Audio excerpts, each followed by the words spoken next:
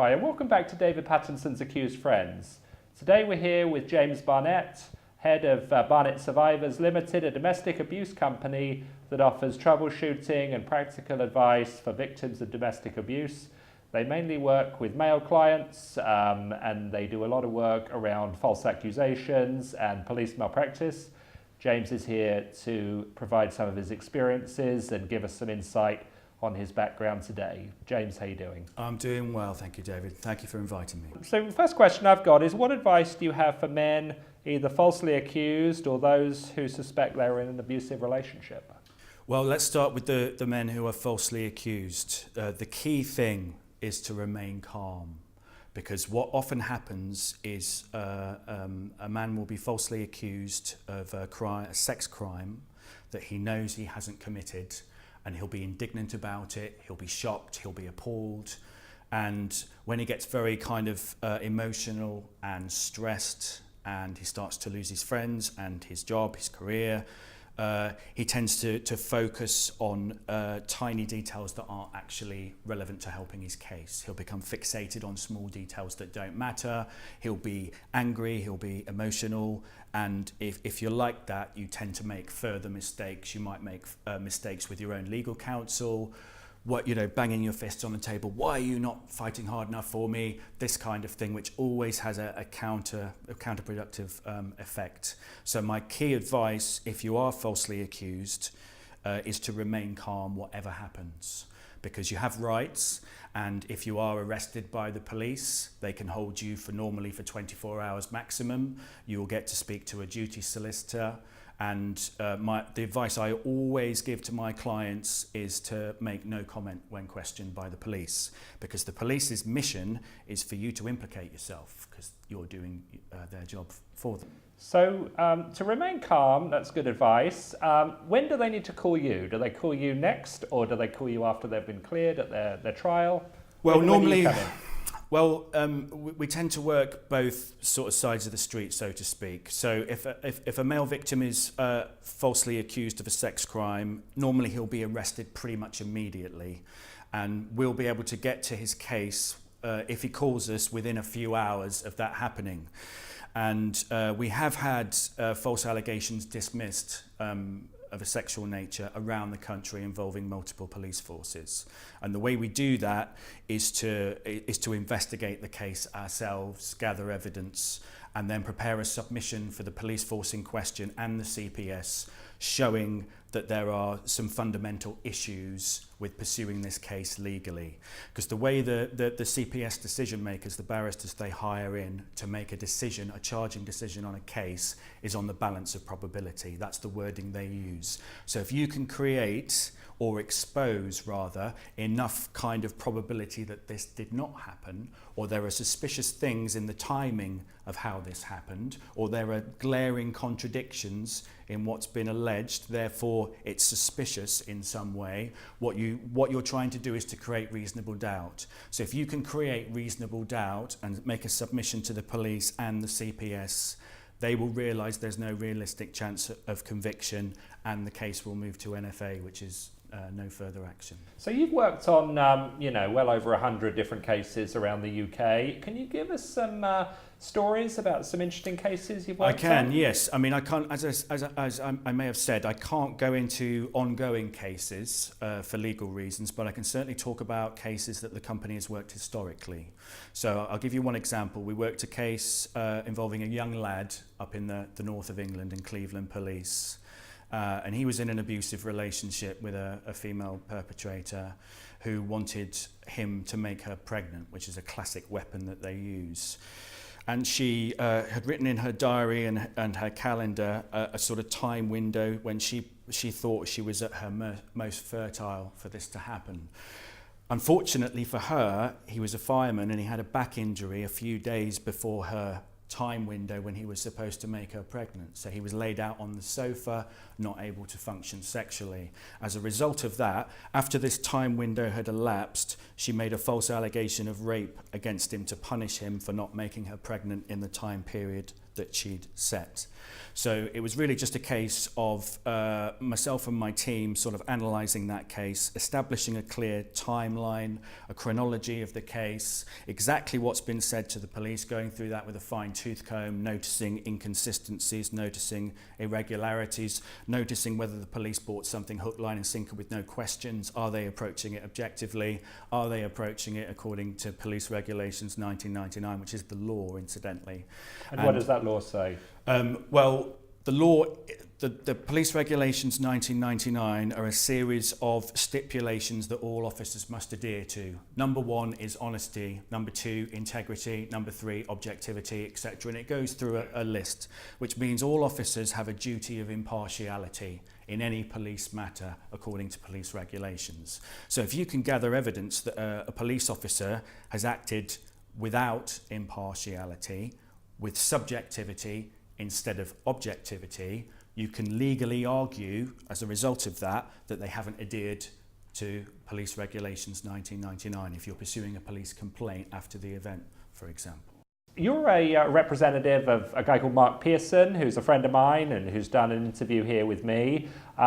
You're dealing with Mark's appeal, as I understand it, and can you tell us a little bit about that case? Sure, yeah. Mark Pearson's been a client of my company for a couple of years, and we're basically the reason his case is at the stage that it's at. I can't really go into it for legal reasons because there are ongoing legal matters and appeals ongoing. What I would say is that we have made significant progress in his case, whereby the police force who are implicated in that case have at least admitted some culpability, whereas historically they had not. And they have offered Mr. Pearson a financial offer, which we didn't accept because to do so would be to accept that it's only a relatively minor matter that was done to Mr. Pearson, when in fact it's it was in all like the national papers. He was on television all over the place. It's a high-profile case, and also a high-profile member of the Crown Prosecution Service is implicated in that case. I can't say his or her name. And unfortunately, I can't really go into specific details about the terms of the offer that's been made to Mr. Pearson, or what we are currently doing regarding legal proceedings, or what we're doing regarding appeals, because that is actually ongoing at the moment. Suffice to say, the objective in Mark's case from the very, very beginning is to fully expose everything that was done to him. You obviously, talking to Mark, you know the circumstances of his case, the insanity at the core of the case, is to fully expose that, and to for services like the police force and like the CPS who are implicated in that case to admit what they have done. So what have you learned? I mean, you've been working in this for sort of 6 years, dealing with lots of different cases of malpractice. And helping the falsely accused. What have you learned about the British justice system and how we prosecute these cases through that time? What I'd say to that is there doesn't appear to be any sort of methodology at all. There appears to be an ideology at work. So when a female perp walks into a police station and recycles a rape scene from a film and makes a series of lurid sexual allegations, more often than not, the police, because of the listen and believe policy, the police will buy that hook, line and sinker and then seek to fudge the evidence and implicate the man who's been accused. 2 ways to do that. 1, if you encounter any evidence that throws any kind of bad light on the claimant, that's made to go away, and you sex up other parts of the evidence to make it look more serious. In other words, you pass a misleading case file to the CPS. The CPS get the case file for a charging decision, and because of how the CPS work, they'll go, yep, that meets the threshold, even though it's got kind of misleading elements in it that have been deliberately fudged, sexed up, evidence has been withheld, manipulated, or exactly that kind of thing. So playing devil's advocate, feminists would argue that, whether there's an ideology or not, we're trying to protect women from predatory men. I mean, is the problem of domestic abuse so widespread that we need a Crown Prosecution Service to protect women from men at all times? Well, what I'd say to that is that rape convictions are very, very low, and there's a reason for that, and that's because the police don't identify genuine rape victims. So a genuine rape victim is normally quite hesitant. She doesn't want to go to court. She hasn't told her family what's happened. She's constantly doubting herself all the way through. A female perpetrator, on the other hand, is 100% confident. She'll go to court. She'll give a series of very detailed, lurid details. From the police's point of view, she makes a good witness. And that forms part of the case against the male victim. So police don't identify genuine rape victims. They tend to let them down. And what often happens, a genuine rape victim will be messed around by the police in some way and then go, oh, I can't do this anymore. And the case is withdrawn.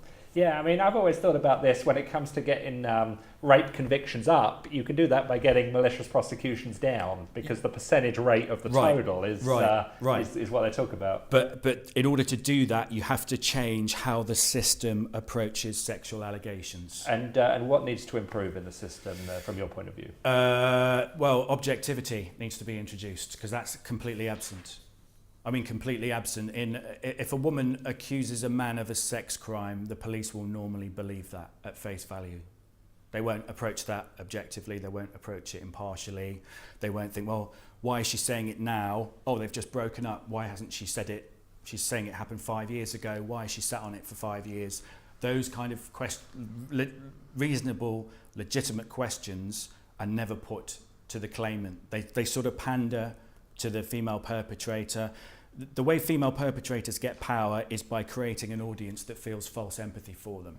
And a key way to do that is to make a false sexual allegation, because it immediately aligns services like police, court, solicitors, etc. against the male victim, the innocent male victim. And what about, going back to the system, there's obviously the police and then there's the Crown Prosecution Service. Yeah. They're two separate entities. They are both sort of working together to, promote false allegations, or is one worse than the other, or one better than the other?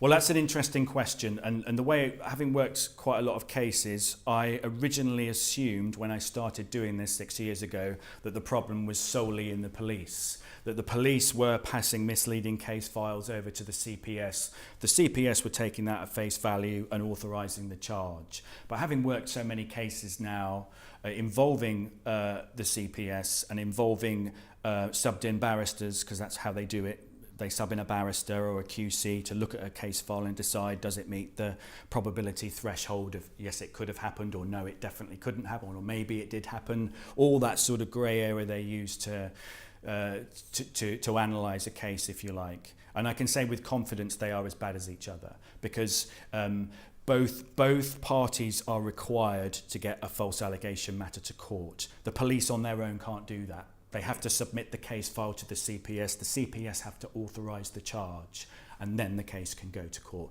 If the CPS don't authorise the charge, the case can never go to court. And do you find that if either the police or CPS sort of find that there's sort of no evidence, or there's very limited, nebulous evidence against the accused man, that they just sort of drop the case, or they say there's nothing here, or do they just try and get it to court no matter what?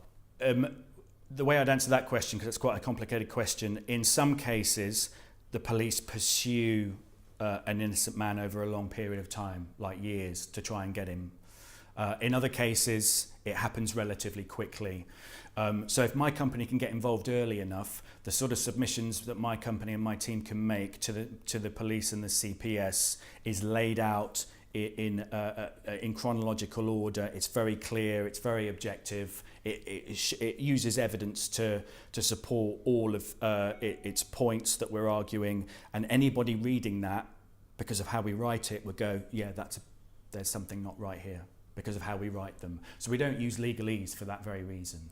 So a lot of, and that's a constant source of trouble between my company and the legal profession generally, because lots of male victims will get themselves a solicitor, and they assume that solicitor will fight for them and sort of work hard to challenge the police, work hard to pull apart the allegation that's been made against them. But what you often find is the solicitor is in it for the money, is in it for the paycheck.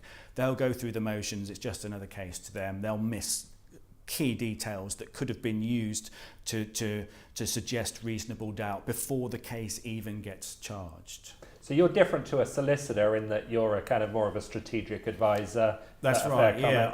I should point out, I personally don't have any legal training at all. How I got into what I'm doing now is in the public domain, but I'll mention that I was a male victim myself. I did suffer some false allegations myself, and I made a decision after that to be what I needed when I went through it, because there's essentially no, apart from my company, there are charities, Mankind Initiative, etc., but they lack the teeth to openly challenge police, Attorney General's office, Home Office, CPS, a QC, those kind of things. And challenge, you mean on procedural basis? Yeah. On procedural basis, on the law of the land. Okay. Yes. And so James, what's an ideal kind of client for you, or for people watching thinking, do I need to hire James, or can his company help me? Can you give an idea of a type of client that would be a good fit for your a type of client that would be a good fit is somebody who is prepared to listen to our advice, is prepared to approach police CPS in a strategic manner, because you can over a time period which is normally 1 to 2 years, in our company's experience anyway, expose all of the wrongdoing in your case. But you have to do it in a certain order, and you have to do it carefully and strategically. One of the problems about being too emotional, and of course it's normal human nature to be emotional. You're falsely accused of a sex crime, you've lost your friends, you've lost your job, you've lost your house, you can't see your children anymore, all of those kind of things. So obviously, to try and do this yourself, you are too close to it.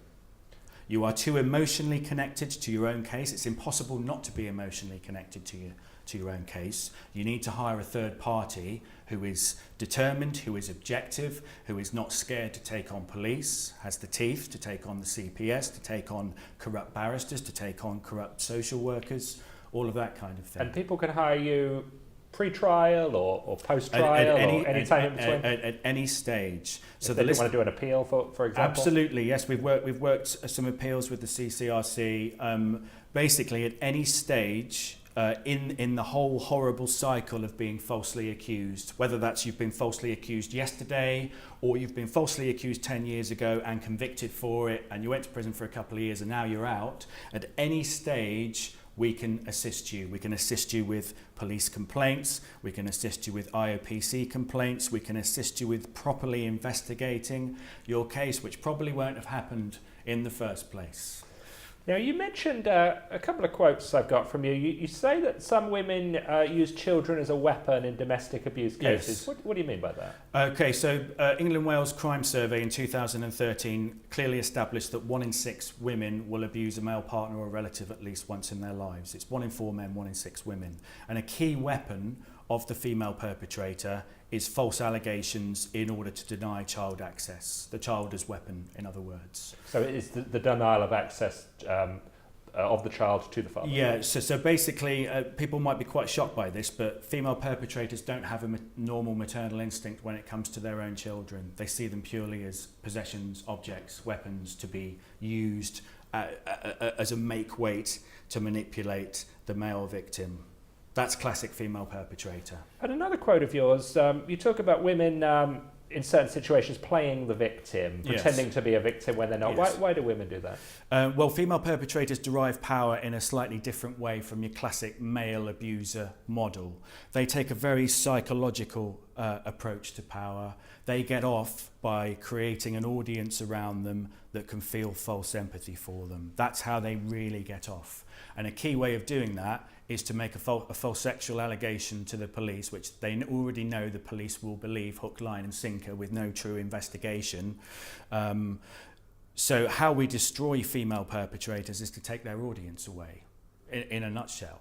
So if the CPS is their audience, if the police are their audience, we educate the police and educate the CPS as have you actually looked at this evidence properly? Have you looked at this? Have you looked at this? If you'd investigated it properly, you would have seen this and this and this and this. And we gradually reduce audience size. And what happens then is the female perpetrator gets very, very rattled, and she starts making a lot of mistakes at that point. And it's how we mess with her power cycle, if you like. Just a sort of a side note on this. I mean, taking the legal issues out of it, if you're just a guy out there, you know, looking to meet women to have a romantic relationship with, or just in a workplace type of scenario, how can you look for signs of these kind of behaviours in women in order to prevent problems that there are things you can do, and the advice that we always give is kind of an empathy test, because all perpetrators lack empathy. They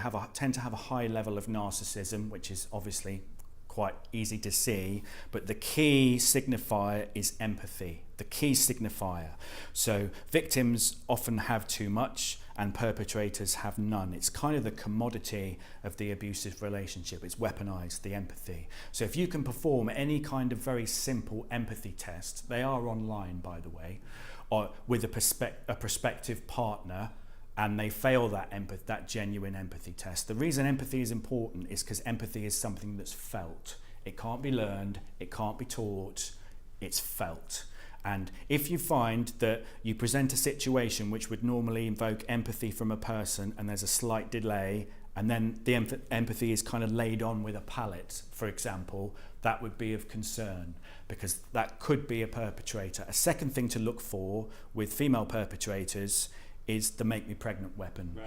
So they will say, oh, you're the man of my dreams, I've been waiting for you for so long, only you understand me, you know, you're my Prince Charming, we should start a family. And of course the male victims, she chooses these what's interesting about target acquisition with female perpetrators is they tend to be attracted to the same kinds of men. So it's a man who doesn't have a lot of family or is estranged in some way from his family. It's a man who might have moved around a lot in his life with school or with a job. It's the strong, silent type often, or the black sheep of the family's classic male victim. In other words, who is he going to confide in? No one. No one, because there is no one. Yeah. James, can you tell us whether the media is fair in its coverage of male-female relationships, and what do you think about the state of gender relations in the UK? The media is beginning to get slightly better, it's certainly true, insofar as female perpetrators are beginning to be acknowledged. However, they're not being really acknowledged as they really are, which is obviously just perpetuates the invisibility of female perpetrators, the covert nature of them, which is how they think about power. It's the covert narcissism, it's the backstabbing, it's the false allegations, it's the turning friends and family, it's the weaponizing children. All of those kind of things aren't upfront, in-your-face weapons. It's all to do with manipulating other people, manipulating police, manipulating your friends, manipulating your kids, your employer, all of those kind of things with the drip feed of false information. And the media is not fair in its coverage of pointing this out, in your opinion? The media doesn't represent female perpetrators as they truly are. So I would challenge anybody to produce a piece of media, whether that's something in a soap opera or a TV program or a film, that truly represents a female perpetrator as she actually is. The only one that's come close is the film Gone Girl. That's the only one. That's a David Fincher film from 2014. So Ben Affleck? It's got Ben Affleck, It's got Rosamund Pike in it. She's playing the female perpetrator in that case. And what you see in that film is the plotting and planning phase, where she begins to write down everything she's going to do, which is a classic female perpetrator model. She then makes a series of false allegations against him. She uses the police to do it. She uses the false allegation. She disappears to pretend that she's been murdered, but carries on watching the audience. And then by the end, she begins to lose her audience. And that's when she uses the make me pregnant weapon and she announces she's pregnant. So it's got some classic models in it, that film. But that's about the only one that I've ever encountered. Okay, and then just finally, bringing all this together, How do we improve the British justice system, in relation to sexual offences and make it more fair and, impartial for all parties? Well, rape, let's look at rape legislation to answer that question. So rape legislation in the UK is Party A penetrates Party B with his penis and Party B does not consent, or Party A doesn't believe that Party B consents. Penetrates with his penis. It's completely gendered. So a woman in this country cannot be prosecuted for rape where she's the sole rapist. Women can be prosecuted for aiding and abetting rape, certainly, but they can't be prosecuted when they're the sole perpetrator, because they cannot penetrate someone with their penis because they haven't got a penis. So the entire infrastructure, you can look at coercive control legislation as well, the way family court works, the way the police are trained. You can look at absolutely everything and say that the concept of gender needs to be completely removed from everything, from all training. That said, there are gender-specific weapons, as I've been describing. There are weapons that the male abuser favours, that the female perpetrator doesn't, and vice versa. Just consider this. A male walks into a police station and says he's been raped by a woman. It's not going anywhere. It's not a criminal offence. Right. It's dismissed straight away. So that's not a weapon that a male abuser can use, as an example. And it's interesting to always do that, is to reverse the genders and think, is it still, wait a minute, that's crazy. And that's kind of a sort of a method that I use when I'm analysing a case, is I switch the genders and see, well, okay, and that's often how you expose the kind of the insanity at the core of things.